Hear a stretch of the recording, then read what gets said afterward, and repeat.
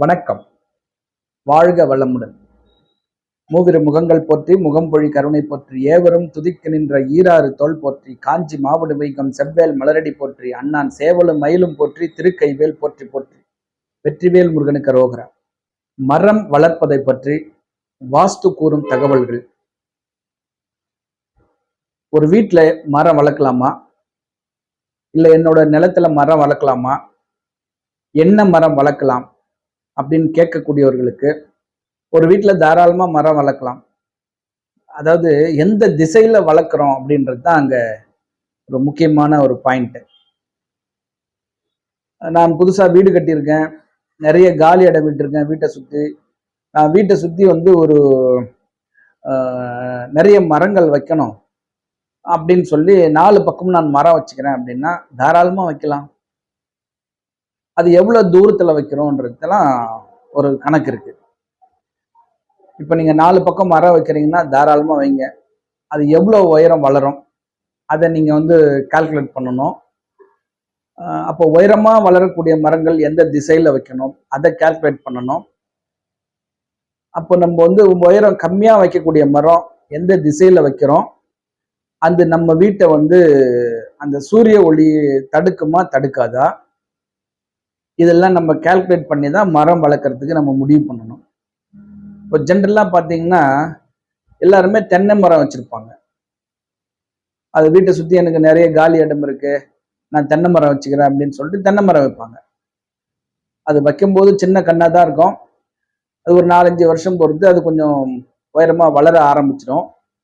அது வளர வளர அது தெற்கு மேற்கு இருந்தா ஓகே தான்.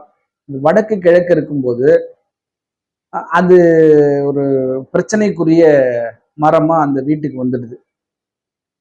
ஏன்னா வடக்கு கிழக்கு காலி இடம் இருக்கணும், வடக்கு கிழக்கு அதிகமா உயரமா மரம் இல்லாம கம்மியான மரம் இருக்கணும். ஏன் அப்படின்னு கேட்டீங்கன்னா, வடக்கு கிழக்கு தான் வந்து சூரியன் நம்ம வீட்டுக்குள்ள வரக்கூடிய திசை. அந்த திசையில் நம்ம வீட்டுக்குள்ள சூரியனுடைய வெளிச்சம் அதிகமா வந்துச்சுன்னா அந்த வீடு வந்து ஒரு ஆரோக்கியமான வீடா இருக்கும். அதாவது வரவு கம்மியா இருந்தாலும் செலவுகளை வந்து குறைக்கக்கூடிய வீடா இருக்கும். செலவு குறைச்சாலே நமக்கு வர பணம் எல்லாம் கையில தான் இருக்கும். ஸோ அப்போ வந்து ஒரு ஒரு நல்ல பண வரவை கொடுக்கக்கூடிய ஆரோக்கியத்தை கொடுக்கக்கூடிய திசைன்னு பார்த்தீங்கன்னா வடக்கும் கிழக்கும் திசை தான் அது வந்து முக்கியமான பகுதி. அந்த பகுதியில போயிட்டு நம்ம உயரமான மரங்களை வைக்கும்போது அந்த சூரிய ஒளி வந்து வீட்டுக்கு தடைப்பட்டுச்சுன்னா அங்க ஆரோக்கிய குறைவு வருது, அங்க பண கஷ்டம் வருது. இப்ப நீங்க வந்து நீங்களே வந்து யூகிக்கலாம், யாரோட வீட்டுல எல்லாம் ஆரோக்கியம் கம்மியா இருக்கோ அந்த வீடெல்லாம் வந்து கிழக்கு பக்கம் ஒண்ணு மூடி இருக்கும், இல்லைன்னா கிழக்கு பக்கம் ஜன்னல் இருந்தாக்கா அதை மூடி வச்சிருப்பாங்க. இல்லை அப்படின்னா கிழக்கு பக்கம் காலி இடமே இருக்காது, ஒரு உயரமான பில்டிங் இருக்கும், இல்லை உயரமான மரங்கள் இருக்கும். அந்த சூரிய ஒளி வந்து டைரக்டா வீட்டு மேல விழாது. ஸோ இந்த மாதிரியான அமைப்பு இருக்கிற வீடெல்லாம் பார்த்தீங்கன்னா அந்த வீடு வந்து ஆரோக்கிய பாதிப்பு, ஒரு தீராத நோய் அந்த வீட்டில் வாழக்கூடியவங்களுக்கு கொடுத்துக்கிட்டே இருக்கும்.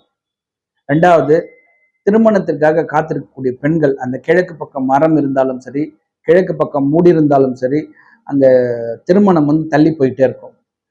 இப்போ நீங்க அதே மாதிரி வடக்கு பக்கம் வந்தீங்கன்னா வடக்கு பக்கம் அதிகமான உயரமான மரங்கள் நீங்க வைக்கும்போது அந்த வீட்டோட மூத்த பையனுக்கு இல்லை மூத்த பெண்ணுக்கு ஒரு ஒரு ஒரு கஷ்டமான சூழ்நிலையை உருவாக்கும் அந்த மரம் வந்து. அதுக்கப்புறம் திருமணம் ஆகாத ஆண்களுக்கு இந்த திருமணத்தை தள்ளி போகும்.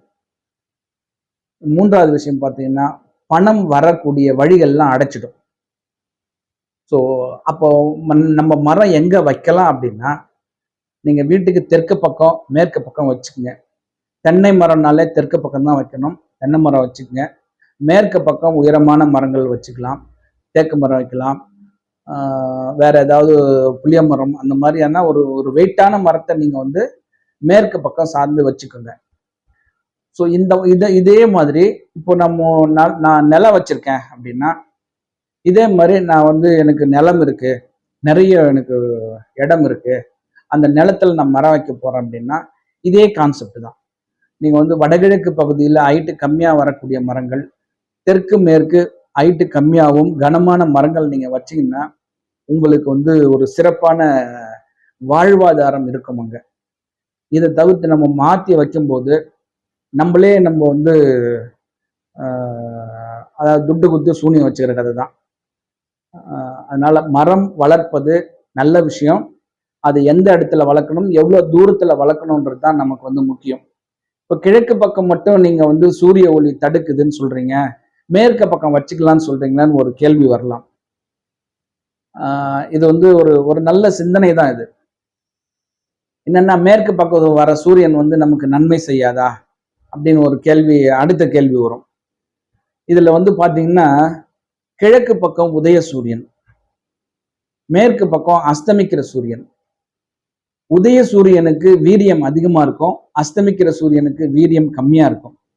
ஸோ அந்த வீரியம் கம்மியான பகுதி மேற்கு பக்கம் நமக்கு சூரிய ஒளி இல்லை என்றாலும் பரவாயில்லை அப்படின்றதுக்காக வேண்டிதான் மேற்கு பக்கம் வந்து கம்மியான காலி இடம், இல்லை உயரமான கட்டிடங்கள் இருக்கலாம், இல்லை உயரமான மரங்கள் இருக்கலாம், பெரிய மரங்கள் இருக்கலாம். ஸோ அதனாலதான் மேற்கு பக்கம் வச்சுக்கலாம். இதே நீங்க கிழக்கு பக்கம் வச்சீங்கன்னா வீரியம் அதிகமான சூரிய ஒளி வந்து நம்ம வீட்டு மேல படும்போது நம்ம வந்து ஒரு புத்துணர்ச்சி கொடுக்கக்கூடிய மனிதர்களா இருப்போம் அந்த வீட்டுல. இப்போ அந்த சூரிய ஒளி வந்து நமக்கு வந்து ஆரோக்கியத்தை கொடுக்குது. அப்ப அந்த ஆரோக்கியமான ஒளி நமக்கு வேணும்னும் போது கிழக்கு பக்கம் திறந்து இருக்கணும். கிழக்கு பக்கம் மரங்கள் இல்லாம டைரக்டா சூரிய ஒளி நம்ம வீட்டு மேல படும்போது அந்த வீட்டுல இருக்கக்கூடியவர்கள் ஆரோக்கியமான வாழ்க்கையை வாழ்கிறார்கள். ஏன்னா சூரியன் வந்தா தான் நம்ம கிட்ட மனசுல இருக்கிற பிரச்சனைகள்லாம் ஒரு அழிச்சுன்னே இருப்பார், டஸ்டர் மாதிரி. டெய்லி டெய்லி சூரியன் வரும்போது ஒவ்வொரு நாளும் நமக்கு ஏதாவது துன்பங்கள் இருக்கும்போது அழிச்சிடுவார். நான் இருக்கேன், நீ ஏன் கவலைப்படுற அப்படின்னு ஒவ்வொரு நாளும் உதய சூரியன் வந்து நம்ம பார்க்கும்போது அந்த ஒளி நம்ம வீட்டுக்குள்ள படும்போது ஒரு புதிய ஒரு உத்வேகம் நமக்கு வந்துகிட்டு இருக்கும். ஸோ அந்த காரணத்துக்காக வேண்டிதான் கிழக்கு பக்கம் இருக்கக்கூடாது, மேற்கு பக்கம் இருக்கலாம் என்பதற்கான ஒரு சூட்சமமான வழி இது. ஸோ அப்போ நீங்க வீடு கட்ட போறீங்க, இல்லை நீங்க வந்து நிலம் வாங்கியிருக்கீங்க, வீடு கட்டிட்டீங்க, நான் மரம் வைக்க போறேன்னா இதெல்லாம் நீங்க கொஞ்சம் கருத்துல வச்சு நீங்க மரம் வச்சீங்கன்னா உங்க வாழ்க்கையை நீங்களே வந்து ஒரு சிறப்பான வாழ்க்கையா மாத்திக்கிறீங்க. இந்த அற்புதமான தகவலை கொடுக்க உதவிய இந்த பிரபஞ்சத்துக்கு நன்றி. மீண்டும் ஒரு நல்ல தகவலோடு சந்திக்கின்றேன். ஆறிடு தடந்தோல் வாழ்க, ஆறு முகம் வாழ்க, வெப்பை கூறுசை தனிவேல் வாழ்க, குக்குடம் வாழ்க, செவ்வேல் ஏறிய மஞ்சை வாழ்க, யானைத்தன் அணங்கு வாழ்க, மாறிலா வள்ளி வாழ்க, வாழ்க சீர் அடியார் எல்லாம். வெற்றிவேல் முருகனுக்கு அரோகரா. வணக்கம். வாழ்க வளமுடன், எல்லாம் செயல்கூடும்.